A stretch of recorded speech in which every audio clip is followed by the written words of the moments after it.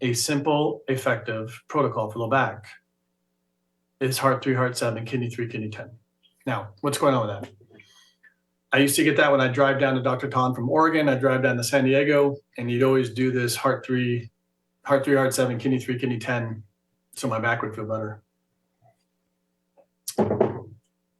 What's going on there is that the kidney treats the kidney treats the bladder. Remember, the bladder and TCM is the low back muscles, and the kidney is the deeper muscles. The kidney is also the bone, so the kidney will get the dew channel via the sinew.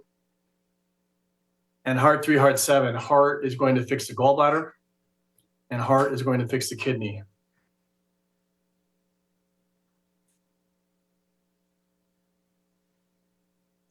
Those things are going to clear your back, right? Because you've got kidney deep, you've got dew in the center line, you got kidney deep in the dew. You step off from the dew, you got the bladder, and you step off the bladder, you got the gallbladder. So kidney and heart will clear all those channels. I'm just thinking in my head here real quick. Heart, small intestine, and yeah, small intestine, heart, small intestine, stomach. And also the heart will fix the stomach via system 7 or system 8. And a lot of you guys don't realize, excuse me, that the stomach is also in the back with the sinew channel. So sometimes when you're only thinking bladder, kidney, gallbladder, and you're like, well, I got most of it, I just can't get that one part. It's because you're not clearing the stomach.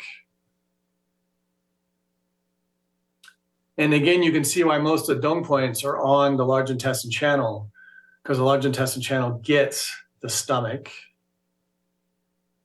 Large intestine channel gets the kidney.